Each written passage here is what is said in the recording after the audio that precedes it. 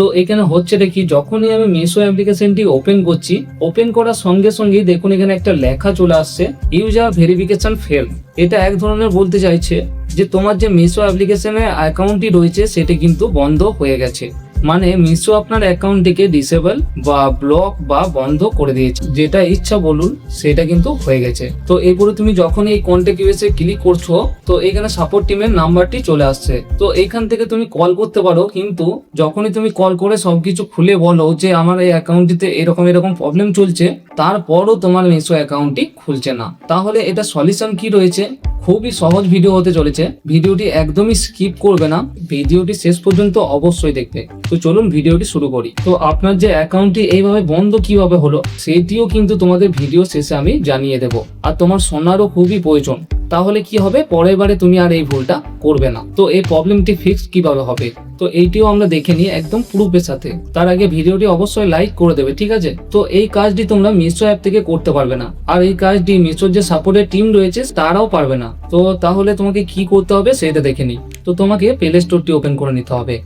Play স্টোরটি open করার পর search বক্সে এসে তোমাকে এখানে লিখতে হবে এইভাবে মিশো। তো তুমি এখানে মিশো অ্যাপটি ওপেন করবে এইভাবে। তো দেখো এইভাবে আমি মিশো অ্যাপটি ওপেন করে নিলাম। অ্যাপটি ওপেন করার পর এইখানে নিচের দিকে একটু এইভাবে স্ক্রল করবে, ঠিক আছে? তো এখানে লেখা আছে অ্যাপ সাপোর্ট, এই অপশনটির উপরে একবার টাচ করবে। তো দেখো এখানে মিশো কাস্টমার কেয়ারের নাম্বারও চলে এসেছে, বাট দেখো কাস্টমার সাপোর্টের যে ফোন নাম্বার হয় শুধুমাত্র মানুষকে হেল্প করার জন্যই, রিফান্ড করার জন্য বা রিটার্ন করার পর যে টাকা পাচ্ছ না তার জন্য, বা প্রোডাক্টে কোনো প্রবলেম রয়েছে সেটির জন্য। তো এই রকম জিনিসের জন্য কাস্টমার কেয়ার হেল্প করে। কিন্তু তোমার অ্যাকাউন্টে ডিসেবল হয়ে গেছে, তাহলে কাস্টমার কেয়ার কি করবে? তার জন্য কিন্তু এই নাম্বারটা নয়। তারপরে দেখুন লেখা রয়েছে ইমেল, তোমাকে ইমেলের উপর ক্লিক করে নিতে হবে। এই যে দেখো এই ইমেলটি যেটি রয়েছে না, এটা মিশোর অফিসিয়াল ইমেল। এখানে লেখাও রয়েছে, মনে করো তোমার কোনো প্রবলেম হয়েছে বা তোমার অ্যাকাউন্টটি ব্লক হয়ে গেছে বা বন্ধ হয়ে গেছে, তাহলে তুমি মিশোকে ইমেল করতে পারো। কাস্টমার সাপোর্ট টিম কিন্তু সেই কাজটা করে না, শুধুমাত্র ইমেলে এই কাজটা হবে, ঠিক আছে? এখানে দেখুন মিশোর যে অফিসিয়াল ইমেল আইডিটি রয়েছে সেটা অটোমেটিক এখানে চলে আসবে।